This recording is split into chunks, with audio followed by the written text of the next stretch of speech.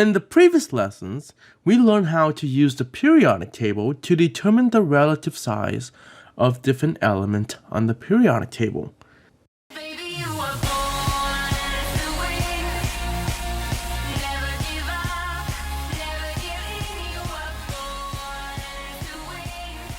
In this lesson, we are going to look at using the periodic table to determine the relative ionization energy. So ionization energy. Now what is it? Well, it is the amount of energy required to remove. Now, what does the word remove mean? Well, think about losing an electron, right? If your electron is being removed, you're going to lose that electron. Well, which electron is going to be removed? Of course, from the most loosely bound electron. And this right here is your valence electron from a gaseous atom. Well, it has to be in a gaseous state in order for that electron to be easily removed. Up here, I have the data of ionization for the first electron in that particular atoms. And it's based on the periodic table. As you know, we have period 2, 3, 4, 5, 6. So let's look at the trends for first ionization energy. That is, remove the first electron from an atom. Before we look at the trend, we have to look at in terms of the size of an atom. And look at this. We know that inside an atom, we have a proton that's attracting the electron, right? That's pulling the electron in. And this is the valence electron. So there's a distance right there. And in this smaller atom, compared to a larger atom, here you have your proton all the way in here. Look at the distance. This is larger and this is smaller.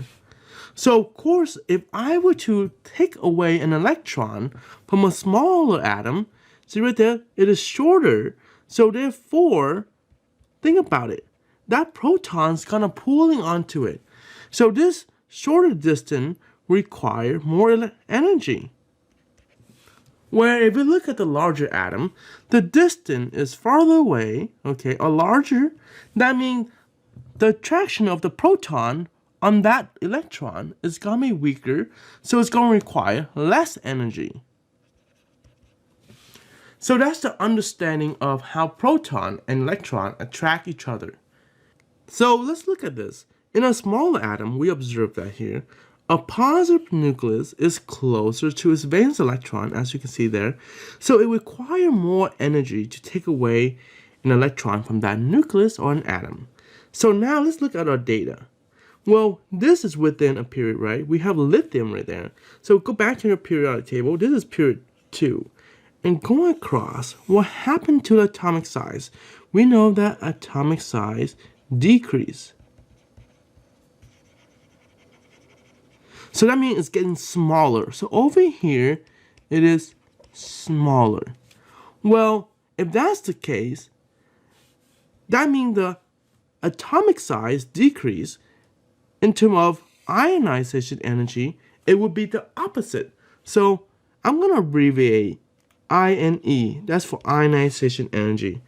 It would increase. And that makes sense because the size is getting smaller.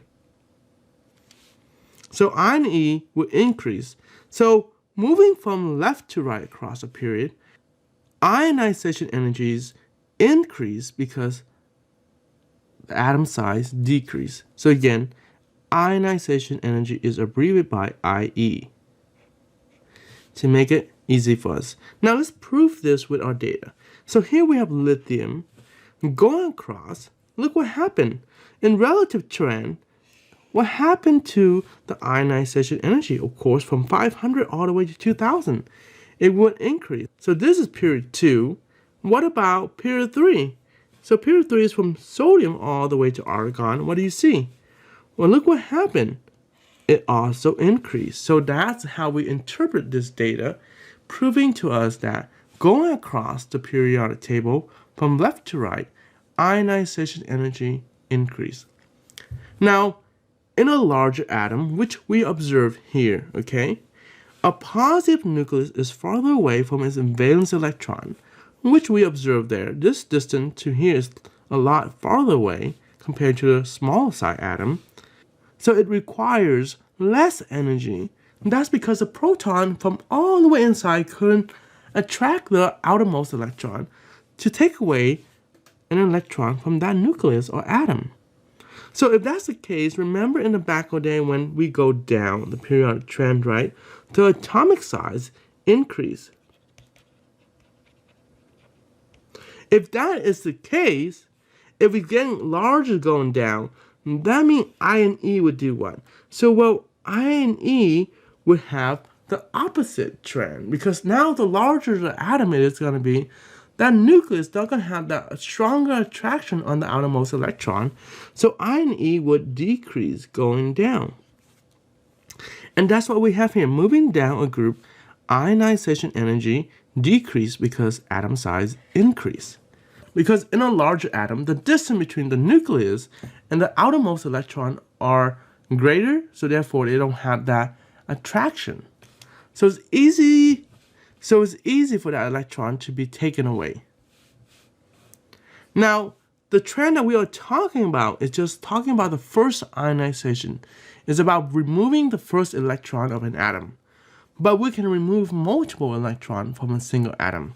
And we have the term something called second ionization energy. That is the energy required to remove the second electron. Okay? So if that's the case, how is that compared to the first ionization energy?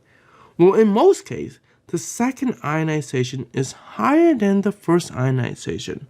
So think about it. If you remove an electron, now you have less electron in your atoms, right? And what does electron and electron do to each other? They repel. So fewer electron, that would decrease the electron repulsion. So now the proton will hang on to the remaining electron. So let's try an example problem. Rearrange the following set of atoms from highest to lowest ionization energy. Well, in this case, boron, nitrogen, and fluorine right here. So we have boron right there, nitrogen, and fluorine. That's the first thing you need to do. Find where they are on the periodic table. Well, if we know the trend going over this way, it would increase. So from the highest to the lowest, of course, the high will be all the way over here. The highest will be fluorine, okay? Followed by what? Nitrogen, and followed by boron. And if we think in terms of atomic size, the highest one would be the smallest, and the lowest one would be the largest. And that makes sense. If we apply the periodic trend, boron would be the largest one. And that's why it has the least ionization energy. Let's try another one. Sodium, potassium, and lithium.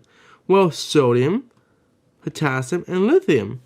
And we know that going down, what happened to ionization energy? It would decrease. So the one all the way to the bottom will be the lowest. In this case, the highest one will be on the top. So we have lithium will be the highest, followed by sodium, followed by potassium. And this right here is your largest size as well. Okay, so keep that in mind. It's the opposite of atomic size. Now let's try another set. Well, in this case, we are rearranging from lowest to highest ionization energy.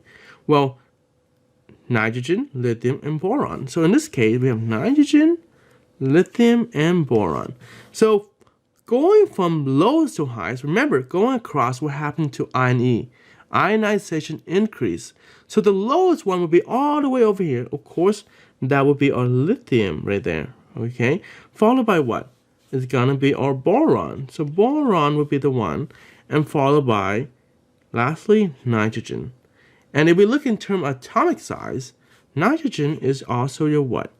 It is now your largest one. So you now have different trend to verify your answers. Okay, so keep that in mind. Let's try the last one, calcium, beryllium, and magnesium. So calcium, beryllium, magnesium.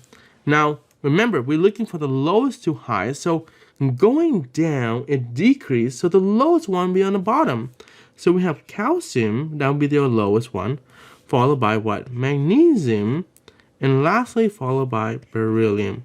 And that is how you apply the ionization energy and looking at the periodic table to determine the relative amount of energy required to remove an electron from that atom.